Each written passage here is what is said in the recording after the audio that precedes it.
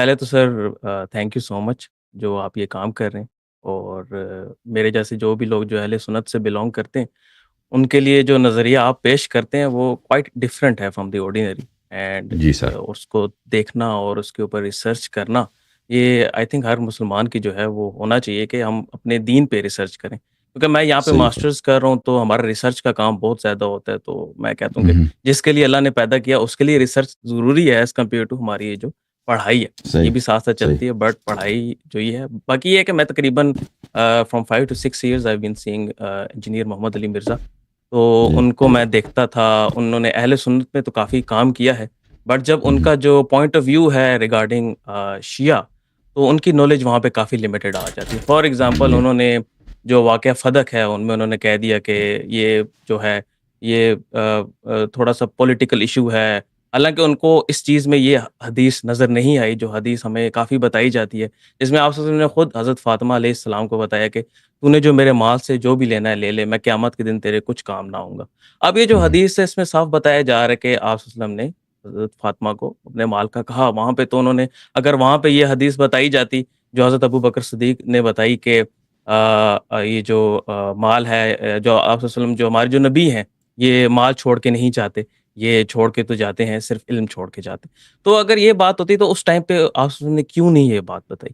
تو یہ جب ہوں. پوائنٹ آف ویو میں نے ان کا سنا تو میرے مائنڈ میں کافی کوشچن اریز ہوئے، جس کی وجہ سے میں نے تقریباً آپ کو مجھے سنتے ہوئے کچھ مہینے ہوئے، اور میں جی سر. تقریباً آپ کی ویڈیوز جو ہے میری یوٹیوب میں ڈاؤن لوڈ رہتی ہیں، اور میں آپ کے 6 6 گھنٹے 5 5 گھنٹے کی ویڈیوز جو ہیں ساری لائیو جو ہے میں پوری پلے لسٹ سے سن رہا ہوں. تو صحیح. تھینک یو سو مچ جی آپ کا یہ کام کرنے کے لیے. باقی ان کا دوسرا ایک اور پوائنٹ آف ویو مجھے یہ اچھا نہیں لگا کہ جب آپ کے ساتھ بات کرنے کی باری آئی تو انہوں نے یہ کہا کہ آپ کو کوئی شیعہ کا کوئی جو ہے وہ آپ کو اون کرے. تو یہ ایک جی. مجھے بات سمجھ میں نہیں آتی کہ ان کو خود بھی کوئی اون نہیں کرتا.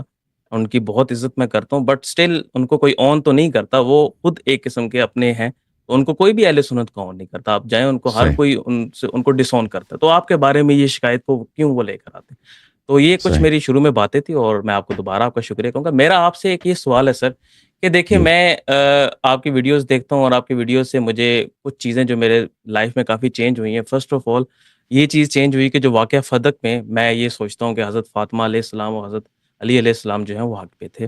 اینڈ صحیح. سیکنڈلی یہ ہے کہ میں یہ بھی سوچتا ہوں کہ جو خلافت تھی وہ حضرت علی علیہ السلام کی بنتی تھی. بٹ صحیح. بات یہی آ جاتی ہے کہ یہ دونوں چیزیں سوچنا، اور میں امامت کا بھی قائل ہوں کہ حضرت مہدی علیہ السلام آئیں گے اور وہ اس دنیا کو اسلام کی روشنی سے بھر دیں گے. تو میں یہ چیز پوچھنا چاہتا ہوں کہ کیا یہ چیزیں انف نہیں ہیں ایک مومن ہونے کے لیے؟ دیکھیں جتنا انسان کا علم بڑھتا جاتا ہے میرے بھائی اتنا ہی اگر اس کے لیے باتیں دیکھیں پتہ تو سب باتیں تو کسی کو پتہ نہیں ہوتا، وہ تحقیق کرنے کے ساتھ پتہ چلتا ہے نا.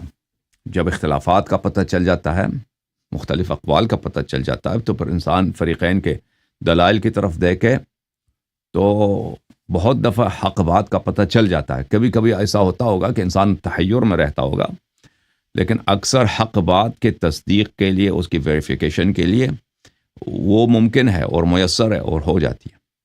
تو اگر کوئی شخص اس کو اتنا ہی وقت ملا ہے کہ اس کو اتنا ہی پتہ چلا ہے کہ جتنی باتیں آپ نے کہی ہیں تو وہ مومن ہے، اس کی نجات کے لیے کافی ہے. لیکن اس کے علاوہ بھی اسلام میں بہت کچھ ہے. رسول اللہ صلی اللہ علیہ وآلہ وسلم نے بہت ساری باتیں لائی ہیں.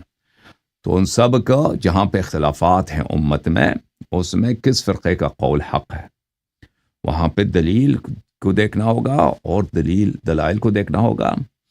اور پھر جب ایک فرقہ آپ نے جب خود کہہ دیا کہ فدق میں یہ لوگ غلطی پر ہیں یا انہوں نے ناجائز قبضہ کیا ہے ایک پراپرٹی پر، تو ایسے لوگ، اور ان کی امامت بھی آپ نے خود کہہ دیا کہ امامت کسی اور کا حق بنتا ہے، ان دونوں کا حق نہیں تھا، خلفاء کا حق نہیں بنتا. تو جس مذہب کا سرے سے اساسی باطل ہے، یعنی اساسی سے ان کے ائمہ کی امامت باطل ہے، ان کے خلفاء کی خلافت باطل ہے، اور انہوں نے اپنی خلافت کا ابتدا ہی ظلم آل رسول صلی اللہ علیہ وسلم کے ساتھ کیا ہے. تو تو یہ تو واضح بات ہے کہ اس مذہب اساسی سے باطل ہے. تو پھر اب اگلی جو باتیں ہیں، مزید باتیں ہیں دین کی، ایمان کی، تو ان کو بھی سمجھنا ضروری ہے، ان کی تصدیق کرنا بھی ضروری ہے. اور اگر آپ کتابیں پڑھیں، میری تقریروں کو سنیں، تو بہت ساری باتوں کا آپ کو پتہ چل جائے گا انشاءاللہ تعالی.